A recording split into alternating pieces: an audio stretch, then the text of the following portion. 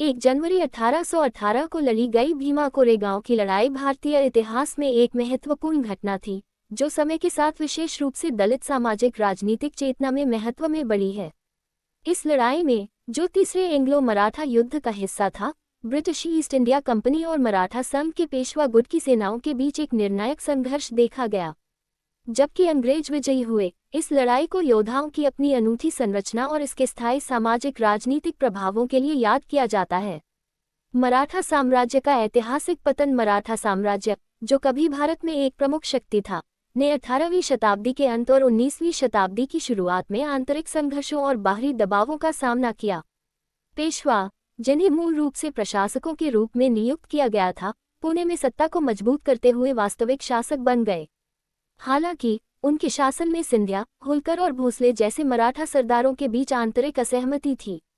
तीसरा आंग्ल मराठा युद्ध 1817-1818 इन तनावों और ब्रिटिश ईस्ट इंडिया कंपनी की बढ़ती विस्तारवादी महत्वाकांक्षाओं की पराकाष्ठा थी। पेशवाओं के अधीन सामाजिक स्तरीकरण। पेशवा प्रशासन की विशेषता कठोर जाति पदानुक्रम थी, जिसमें ब्राह्मण शीर्ष पदों पर आसीन थे।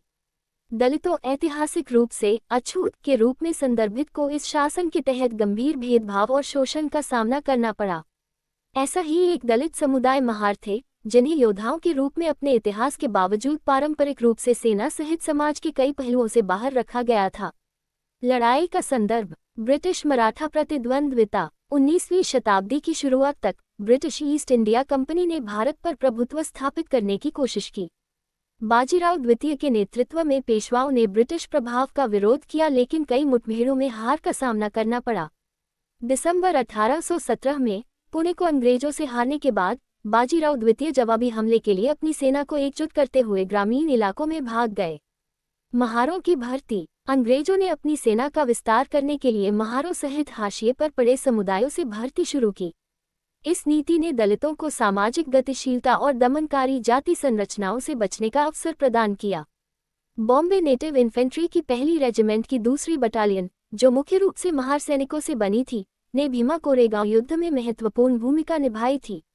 भीमा कोरेगांव की लड़ाई मराठा सेना बाजीराव द्वितीय ने पुणे पर फिर से नियंत्रण पाने के लिए घुड़सवार सेना और पैदल सेना सहित लगभग 20,000 सैनिकों की एक दुर्जेय सेना को इकट्ठा किया। उनके सैनिकों की संख्या ब्रिटिश सेनाओं से काफी अधिक थी, जिससे उन्हें खोए हुए क्षेत्रों को पुनः प्राप्त करने का विश्वास मिला। ब्रिटिश सेनाएं भीमा नदी के पास कोरेगांव में तैनात ब्रिटिश टुकड़ी में अन्य देशी और यूरोपीय सैनिकों के साथ 500 महार पैदल सैनिकों सहित लगभग 800 सैनिक शामिल थे। ब्रिटिश सेना के कमांडर कैप्टन फ्रांसिस टॉन्टन थे, जिन्हें कोरेगांव में रणनीतिक पद संभालने का काम सौंपा गया था। लड़ाई शुरू होती है 1 जनवरी 1818 को। पेशवा की सेना ने कोरेगांव में ब्रिटिश सेना पर पूर्ण पैमाने पर हमला किया। बड़ी संख्या में होने के बावजूद ब्रिटिश सैनिकों, विशेष रूप से महारों ने उल्लेखनीय साहस और लचीलापन दिखाया। लड़ाई लगभग 12 घंटे तक चली, जिसमें दोनों पक्षों को भारी नुकसान हुआ। प्रमुख क्षण। मराठा सेना ने अपनी बेहतर संख्या और घुड़सवार सेना का उपयोग करते हुए अंग्रेजों की रक्षा के खिलाफ बार बार आरोप लगाए।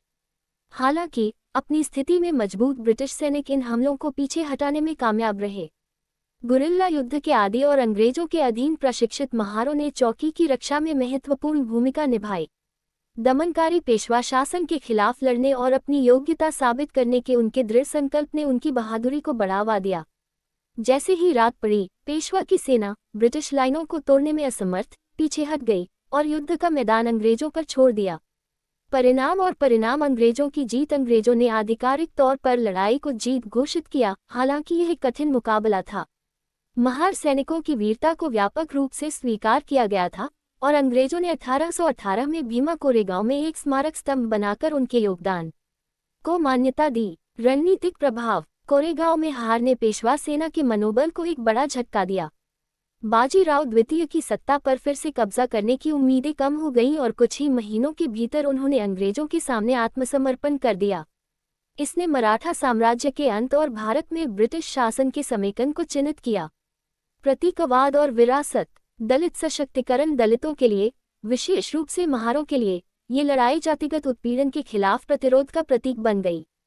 ये पेशवा जैसे उच्च जाति के शासकों के प्रभुत्व को चुनौती देने की उनकी क्षमता का प्रतिनिधित्व करता था।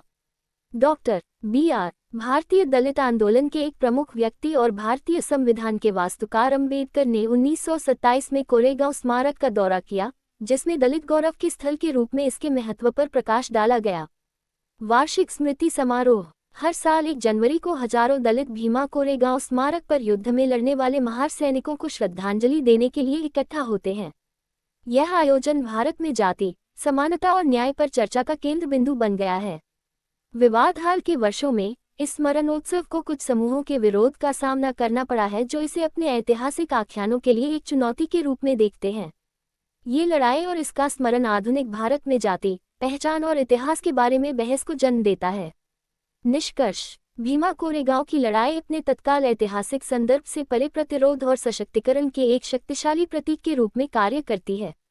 हालांकि यह अंग्रेजों और मराठों के बीच एक सैन्य जुड़ाव था, लेकिन इसका गहरा महत्व इस बात में निहित है कि जिस तरह से इसे हाशिए पर रहने वाले समुदायों द्वारा उनके लचीलेपन के प्रमाण के रूप में अपनाया गया है। इस युद्ध की विरासत हमें समकालीन भारत को आकार देने में इतिहास, शक्ति और पहचान के बीच जटिल परस्पर क्रिया की याद दिलाती है।